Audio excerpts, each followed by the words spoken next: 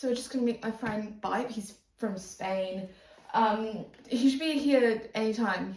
Oh, there he is. Bipe! Hola! Bipolar disorder, not just a warm welcome to a foreign friend. Welcome back to the Little Girl Cells podcast, where I talk about the matters of the psychological monami. Today we'll be looking at the interaction of approaches and the impacts they have on society. We'll start with the theoretical differences, nature versus nurture, reductionistic versus holistic. To help explain nature versus nurture, I have my plant Gregory here with us today. Hi Gregory, how are you? I'm wonderful, thank you so much for asking.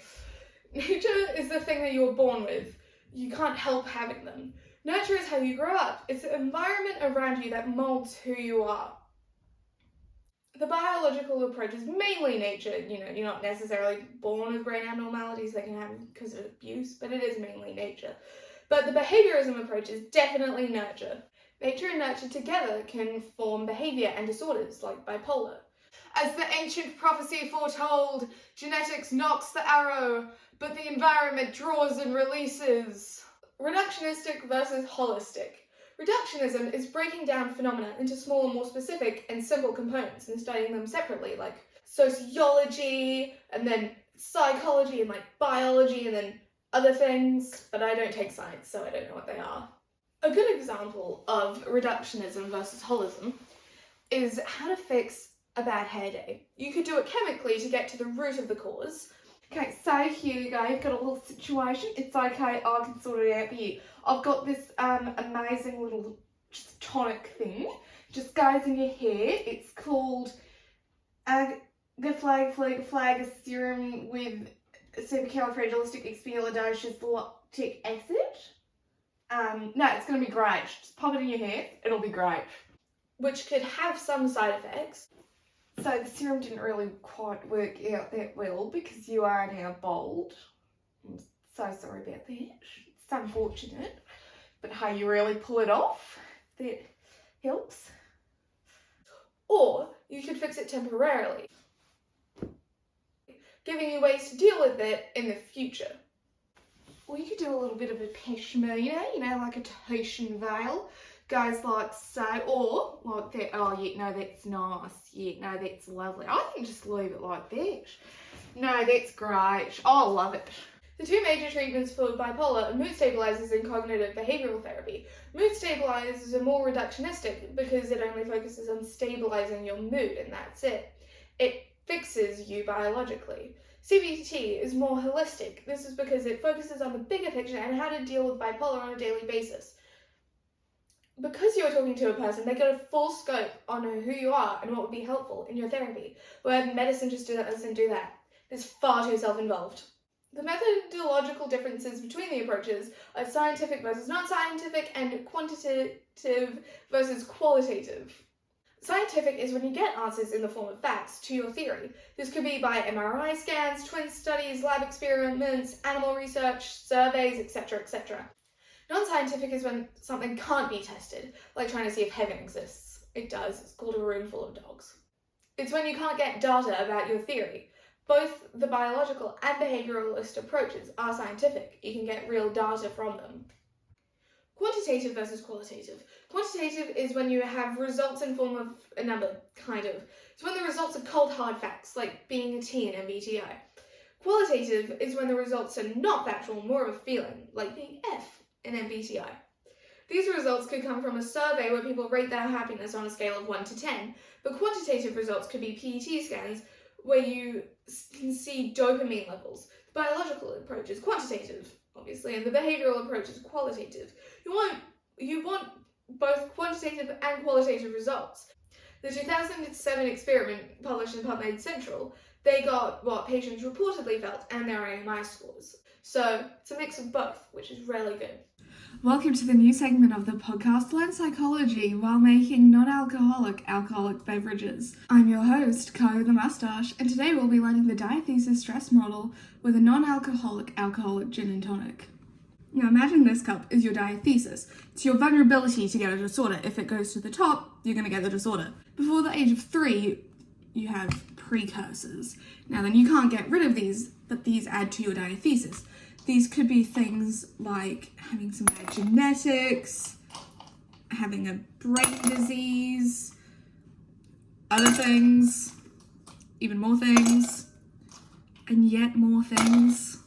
It could also be things like early learning experiences or bad family dynamics. For that, I'm going to use St. James Distillery's non-alcoholic gin. If you don't use the specific gin, it will ruin absolutely everything. Like, you're gonna die. And you can only get this gin if you know my dad or my grandfather, so good luck not dying.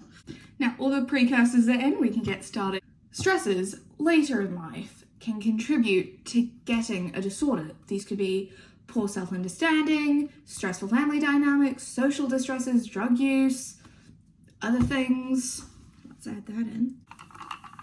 Oh my god, it hit the line. That was definitely there. So now you've got a disorder. Not everyone has the same diathesis. Some could be smaller, some could be larger / weirdly taller. Some could even be absolutely massive. And that's the point of therapy, is to get your diathesis larger than it already is, so you can withstand more gin and tonics. Non-alcoholic, alcoholic gin and tonics, of course. And the good thing about the diathesis stress model is it combines nature and nurture. So it's got everything covered. I know what you're thinking. Does this apply to bipolar? Of course it does. The precursors in bipolar are like genes, brain structure. The stresses are like stressful life events, substance use, sleep disturbances, aka the circadian rhythm is off. Medical illness is late adolescence and early childhood. The mean average in New Zealand is 17 years old for onset. The depressive outcomes for this of feeling sad or like worried and empty, having trouble concentrating, no interest in things that you used to like or just things in general, find it hard sleeping, that circadian rhythm is off again, suicidal thoughts.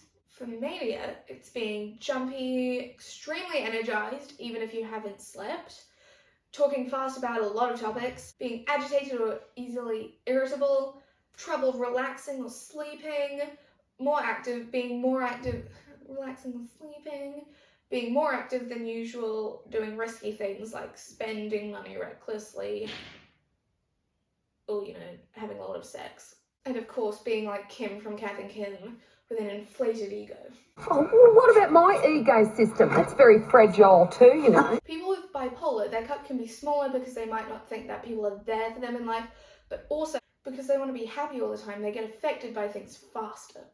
An example of this could be moving to Italy and your dead mother's wish, meeting a really cute guy who can bake, and then another really rich guy who is rich, and then can't decide between the two of them. So then what you wind up doing is you choose yourself and you move back home, and then you come back like a year later with short hair because you've changed, and then you see the original guy who may not be rich, but damn can he cook. So once your cup is full, like you hit that line in bipolar, there's no going back. There is no turning back now. Let's critique the interaction of approaches while not sitting normally in a chair. The strength of the biological approach is it's scientific and quantitative. This means that we have proof in numbers that can explain bipolar disorder. It's nomothetic. It's nomothetic, which means that it creates universal laws. This can help diagnose bipolar easier, but it could also cut out other factors or things. The two weaknesses are that this approach is deterministic and reductionistic, which means that not only does it just focus on the biological side of things, it also tells us that if you have no free will in the matter of getting bipolar. This is exactly the same minus two things for the behaviorist approach. It's scientific, but it's qualitative instead of quantitative, which means it comes from the feels instead of the things. It is also nomothetic, deterministic, and it's holistic, which is good because it looks at everything. But where they overlap is the diathesis stress model, which is the best of both worlds. Hannah Montana. You get the best of both worlds. treatments are biological treatments, mood stabilizers. This is because it changes the biology. Although it is the most effective, CBT is also extremely helpful. So both CBT and mood stabilizers work very well together. The 2007 study showed that while mood stabilizers are good, CBT is also very helpful, and it reduces risk of going back into hospital, and it also bonds families together. The biological approach plays a massive part in bipolar. Heritability is 60 to 80% of the cause for bipolar. But there's also the neurotransmitters and the brain structure abnormalities. The behavioralist approach, while it can explain bipolar, it is hard to find studies surrounding it. Well, at least it was for me. Mood stabilizers are the first call when being treated for bipolar. This can stabilize your mood enough for CBT. CBT works on bipolar all the time, other than during extremely manic states. CBT does help deal with bipolar, but mood stabilizers have a stronger effect. The 2007 study did show that people on mood stabilizers benefited from CBT, but studies have shown that mood stabilizers have a lower relapse rate, lithium being a 23% relapse rate compared to like 40% with other medicines and CBT. But what are the impacts on society from thinking about psychological disorders using an approaches model? It's an amazing question. I'm so glad you asked. Well, if therapy is the first port of call, then some downsides are victim blaming. That could be from the patient or maybe even the therapist, but like also peers. Patients can think therapy is a pseudoscience and not trust it. But some positives, there are no bad side effects unless you're dealing with PTSD or DID. Like with medicine, there would be some bad side effects like vomiting or active diarrhea. Active diarrhea. Another positive is people are less likely to hide away, like hide behind their meds. For example, they'll be much more open about having this problem. Like people, like with depression, people can just like kill themselves out of nowhere, but they're actually on meds.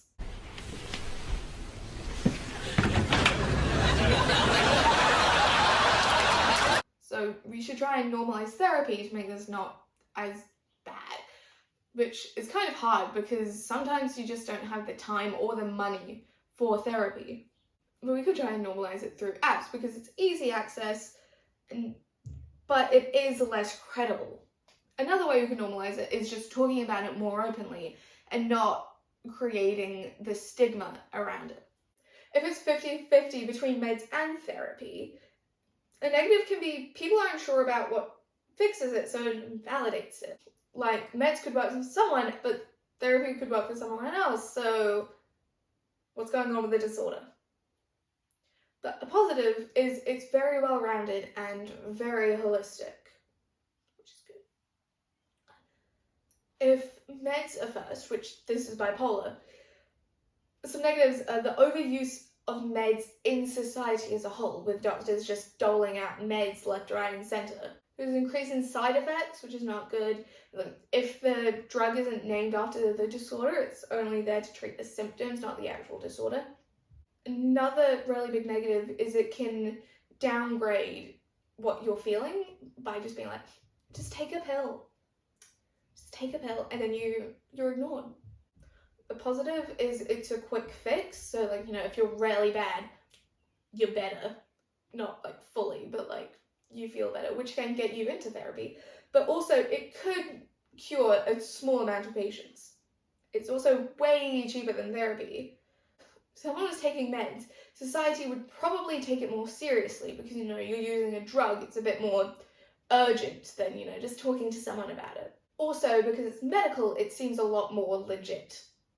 Another good thing is the meds are a lot more normalized in society. These are the traditional methods for dealing with the disorders. It's kind of like an ambulance at the bottom of the cliff. It's not focusing on prevention in any way. It's just like, oh, I'm going to fix this. But it's not like, maybe don't jump off the cliff.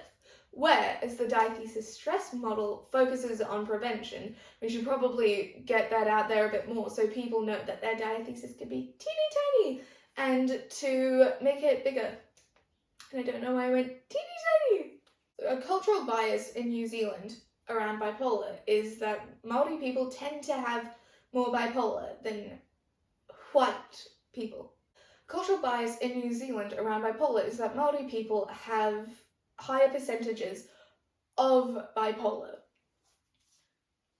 In New Zealand, white European people have 1.8% bipolar, where Māori is 4.6%. This could be because there's a lack of support in the Māori community and for Māori people about it. This could be like not having access to therapy or like just not having good support set up in those communities. But it could also be like just cultural differences, like CBT or just like normal Western ways of thinking and therapy just couldn't work because, you know, like hora. In the real world, this could be the form of just cultural differences just not being compatible with each other, or Māori being reluctant to talk about their culture and like why they're feeling that way, because they might feel like they'll be made fun of or not taken seriously. So the gender bias around bipolar is it tends to be more in women, not by an insane amount. It's like 52, like 60% in women versus men. This could be because men are scared to go to the doctors, or they're just not taken seriously because they're a man. Women tend to get diagnosed with major depression a lot instead of bipolar. This study showed that women were 30% more likely to get professional help than men. You people need help. Professional help. It also showed that men were more likely to have to like stay overnight in a hospital than women, and men were more likely to have a substance use disorder and were convicted of crimes and had to get help, and women were more likely to have an anxiety disorder. Thank you for watching the Little Grey Cells podcast. I prefer to use my little grey cells. Won't see you next time. Thanks for watching. Hamilton. This was an idea I had for one of the intro things, but I didn't get to do it, but I'm doing it now, but like really bad. So it would be me, and I'd be like, it would be someone else, but like me, or my dad. And they'd be like, see you later, and I'd be like, bye, and then I'd walk off, and they'd be like, pole, and then I'd either like just ram myself into a pole or get impaled by a pole, and then I'd be like, ah! They'd be like, bye, pole, ah! Thank you. This is because my dogs weren't in the podcast at all. Down. Good girl. And then this is a bear. Down. The tree on his head, on his paw, on his other paw, and then in front of him. And then just like look at him staring. Good boy. My dogs are very smart and very adorable and very relevant. Thank you.